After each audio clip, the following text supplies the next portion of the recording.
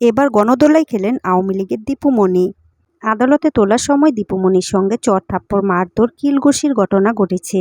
তো ভিউয়ার্স, বিস্তারিত জানতে হলে পুরো ভিডিওটির সঙ্গেই থাকুন। ফিটনেসবিহীন বিএনপি, লাইসেন্সবিহীন জামাত। কথায় আছে, আজ যে রাজা কাল সে প্রজা। বর্তমানে আওয়ামী লীগের মন্ত্রী এমপিদের বেলায় এরকম ঘটনাই ঘটছে।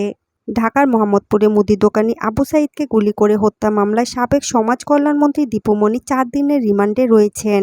আওয়ামী লীগ সরকার পতনের পর আত্মগোপনে থাকা অবস্থায় রাজধানীর বারিধারা থেকে সোমবার তাকে গ্রেফতার করা হয়। দীপুমণিকে আদালতে তোলার সময় সাধারণ জনগণ খেপে গিয়ে তার গায়ে চড়-থাপ্পড়, কিল-ঘুষি, মোট কথা তাকে মারধর এবং বিভিন্ন অকথ্য ভাষায় গালিগালাজ করেছেন।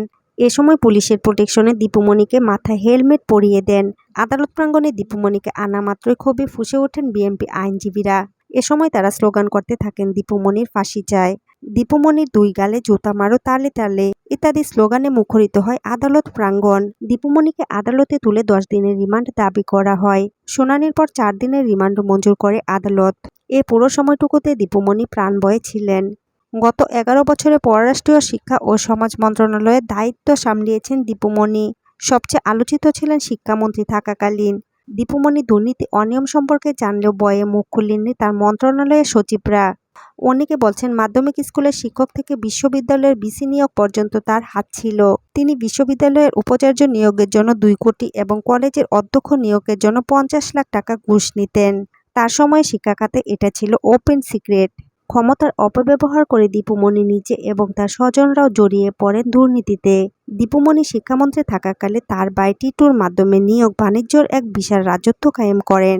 সবচেয়ে আলোচিত বিষয় ছিল সরকারি বিশ্ববিদ্যালয়ের ভিসি এবং কলেজের অধ্যক্ষ নিয়োগের বিষয়টি। শিক্ষা প্রশাসনের প্রতিটি বদলিতে তার ভাইয়ের হাতে ছিল পূর্ণ নিয়ন্ত্রণ। সর্বনিম্ন 2 লক্ষ টাকা এবং সর্বোচ্চ 20 লক্ষ টাকায় বেচা বিক্রি হতো শিক্ষা প্রশাসনের নানান পদ। 2 কোটি টাকা দাও ভিসি হও, এমন একটা কথা ছড়িয়ে পড়ে তখন। বাংলাদেশের ইতিহাসে সরকারি বিশ্ববিদ্যালয়ে ভিসি নিয়োগ আর্থিক লেনদেনের কোনো নজির ছিল না তখন। কিন্তু দীপুমণি সেই দৃষ্টান্ত স্থাপন করে গেছেন। দীপুমণি নোট গাইড বইয়ের বিরোধিতা করলেও নোট গাইডের কাছ থেকে নিয়মিত কমিশন নিতেন বলে অভিযোগ রয়েছে তার। ঢাকার এক নোট গাইড প্রকাশক জানান, 3 মাস পর পর অন্তত 25 কোটি টাকা কমিশন নিতেন দীপুমণি। তো ভিউয়ার্স, ভিডিওটি আপনাদের কাছে কেমন লাগলো তা কমেন্টে জানাবেন অবশ্যই। আর নিত্য নতুন আপডেট পেতে আমাদের চ্যানেলটিকে সাবস্ক্রাইব করে আমাদের সঙ্গে থাকুন।